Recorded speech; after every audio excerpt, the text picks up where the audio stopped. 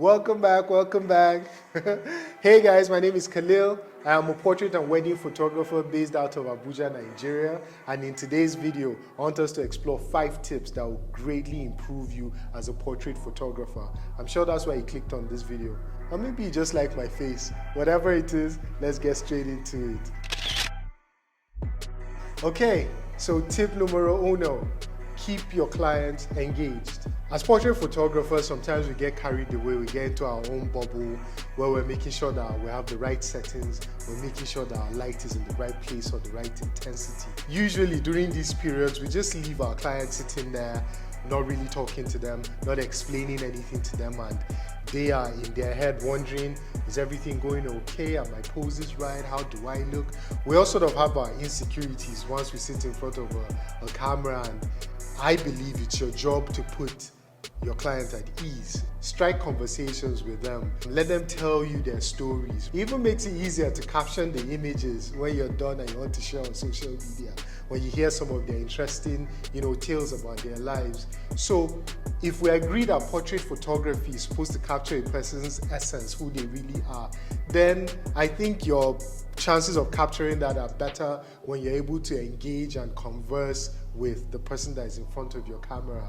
We want technically sound pictures, but we also want pictures that elicit emotion, pictures that show expression and they show who a person is. Again, I think the best way to do that is to engage with your client. So that'd be tip number 1. Tip number 2. Tip number 2 is to explore different angles. We tend to get into this habit where we shoot everything at eye level. And okay, I guess it's how we look at most things, right? But try exploring shooting high, maybe getting a ladder and just shooting from above, shoot from low. It even helps make your client, your subject more grand when you're shooting from a low angle. Shoot from the sides without necessarily moving your light around. You just move your feet. Try different perspectives, so to speak, and when your light remains in one place, it means every time you move, the light will sort of fall differently, possibly giving you pictures that you did not previously imagine. So give it a go. Lie down on the floor if you must. Climb up on a balcony. I did a shoot a few days ago. It was on a balcony and I had to hold on to a railing so that I could shoot from a different perspective. Just try different angles, see what you can come up with. You just might get an image that enters your portfolio. You never know.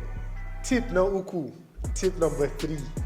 Use as many props as possible. Adding extra elements into your frame can help elevate the quality, of your shoot. And the easiest way to do that is to throw in props.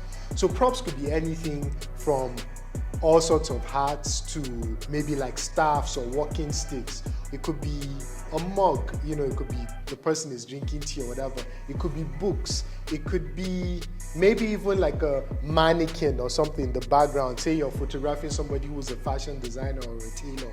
Or it could be a camera. You're taking pictures of a photographer and they just have that to add context, so to speak, to the portrait. It often helps as well to give your client something to do with their hands. Right? I'm sure you run into situations where a client is wondering, where do I place my hands? Props could help with that. It could be a way for your clients to keep their hands busy, to have something to hold on to. So props, they can elevate your shoot, they can help put your clients at ease. It doesn't have to be the most grand. It could even be a fan that you just throw in the background. It could be a lamp that you throw into the background. It could be a plant, flowers, whatever that you throw into the background just to help add an extra visual element to your shoots. So tip number 3, use props.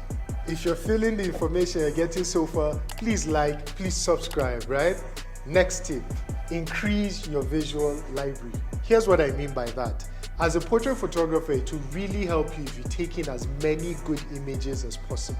Whether it be your favorite photographers on Instagram, or you're checking out their websites, or sites like Pinterest and just collecting ideas, the more good images that you've seen, that you've recorded in your mind, in your subconscious, the easier it becomes to create something of a similar quality.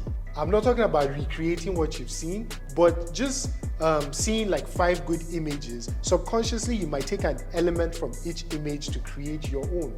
It's kind of like a library. The more books you read, the more knowledgeable you become, the better your language is, the wider your vocabulary becomes. It's similar with photography.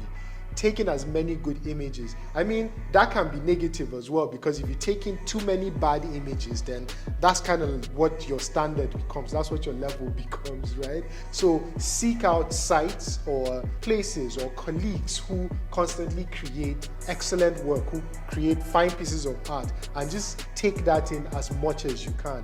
Figure out, study it. What do you like? Do you like the way they light? Do you like the way they interact with their subjects? Do you like their color grading or their editing? Whatever it is, take in as much as you can that is quality work. So improve your visual library. Here's the 5th tip. Learn to use one light. We get carried away sometimes and just want to get as many lights as we can, right? I want a main light and a backlight and a rim light and this light and that light. And we haven't quite figured out how to just use one single light. If we sometimes just keep it simple, strip it down to the bare minimum, learn how to see what one light does, learn to create satisfactory images with just a single light, and then evolve, grow, add one to that, and then you figure out 2 lights, and then you can learn to add a 3rd, and then you can learn to add 5 beyond that. But if you fail at using a single light, then it will be a struggle the rest of the way. It's kind of like building on top of a poor foundation.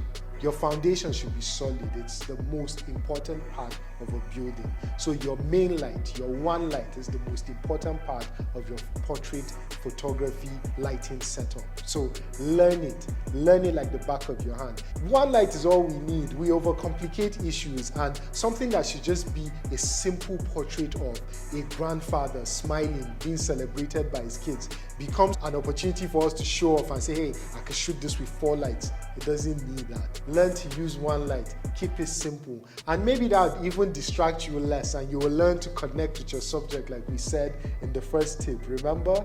So keep it simple, learn one light. Wait, I have a bonus tip. Always check your backgrounds. Your backgrounds are probably just as important as the person that you're trying to photograph.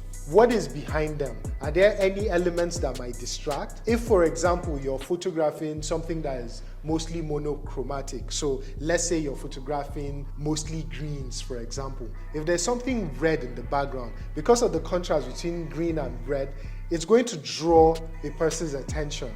Now, if it's planned, if it's a prop, if it's an extra element that you've added for, aesthetic value, then great. Make sure that it's strategically placed. But if it's something that you missed, something that you were not paying attention to, which tends to happen a lot when we're shooting outdoors. You're taking a picture of somebody, your light is right, their outfit is popping, their pose is on point. But then we live in Nigeria, there's NEPA pole behind somewhere, you didn't notice it. Or there's a dustbin somewhere, you didn't notice it. There's a car parked and you didn't notice it. It then becomes something you just decide to leave, or it gives you extra work in post. We don't want to fix in post, we want to get it right in camera. So my bonus tip for you is to always make sure that you're checking out your background. With those 5 tips and the bonus one, if you just take it in and work at it, because all of this is useless if you're not practicing anyway, hopefully it will take you from 0 to 100 really quick. And if you're interested in more videos like this, or you want to see what my studio looks like or what I shoot with, please click on the playlist, check out more of my videos. Thank you for being with me today. Take care.